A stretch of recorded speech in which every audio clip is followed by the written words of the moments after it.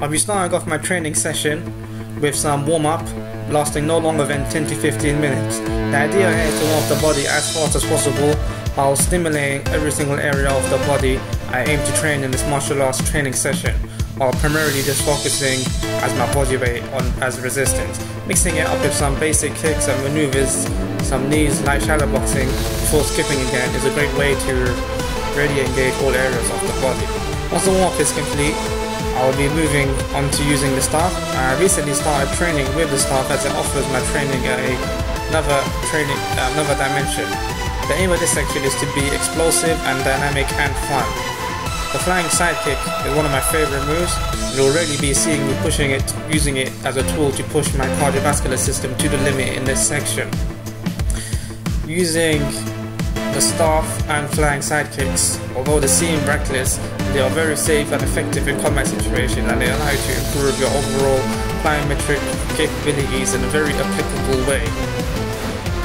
The staff is also a great tool to help you improve your overall martial arts ability in a completely different dimension of attack.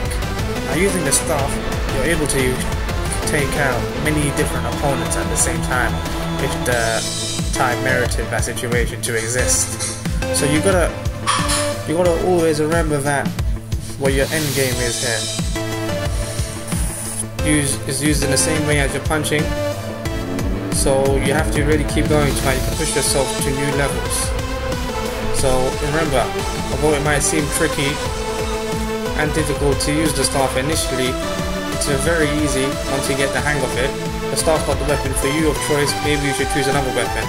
The reason I stress on using a weapon or a tool once you get really good with your martial arts ability is that it really makes your training fun. It really gives you another aspect to train from, and it offers you a new challenge, which is always very important to have when you're carrying out any sort of training. You want to constantly be pushing your body and engaging it with new novel ways and activities to really get it to a new level. Over here you see me pushing my cardiovascular level limitations to the absolute peak. As you can see, it's really pushing me as far as I can possibly go. The important thing is to keep your technique and form as stable as possible. You don't want your form to sacrifice in any way whatsoever. The staff acts as a great handicap.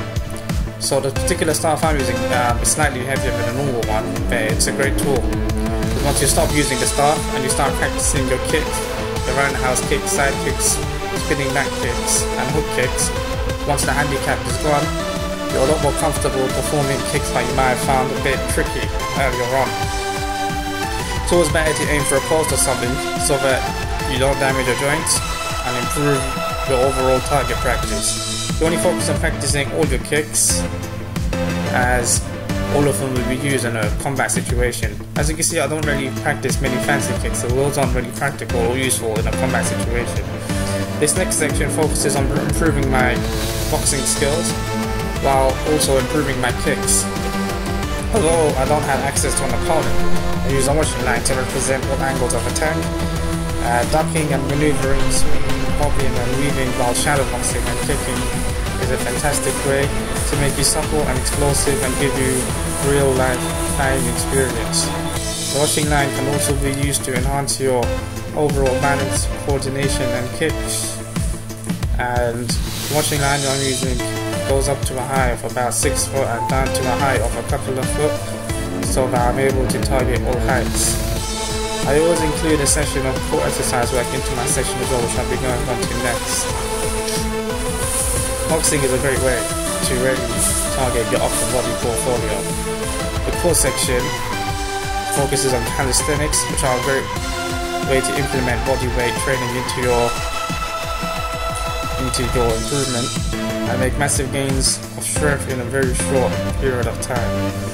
The mental strength and resolve is really tested when you're carrying out martial arts exercises, and it focuses on massive body weight movements that helps your overall ability when you're implementing it in real life situations. Finally, I'll finish off my training with some boxing moves. I'll like the jab, the cross, the hook and the uppercut in isolation on both sides, while also working with the elbows, as these are a great asset to have if included in your overall portfolio of moves. I attempt to mix it up as much as possible to keep it engaging, interesting, and to stimulate every single part of the body that I'll be using in this training session. As you can see here, I'm working through the hook while also working on my explosive capabilities.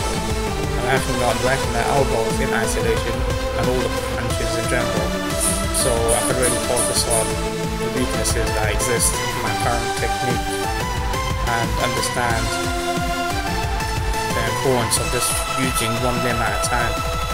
Isolation is also a great way to really specifically improve certain aspects of your technique and training. As you can see, my technique is wavering a bit here now, so I'm going to call it a day. After about an hour or so of training, I want to finish off with some flexibility, as it will allow me to massively improve my range of motion in many ways. The important thing to stretch is to relax, breathe, and focus on relieving all the pain and the lactic acid that's built up during your training session, as doing so will enable you to be nearer to 100% when it comes to the training again. Thank you for watching, keep on subscribing, stay motivated, and I'll make another video soon. Stay tuned. Thank you.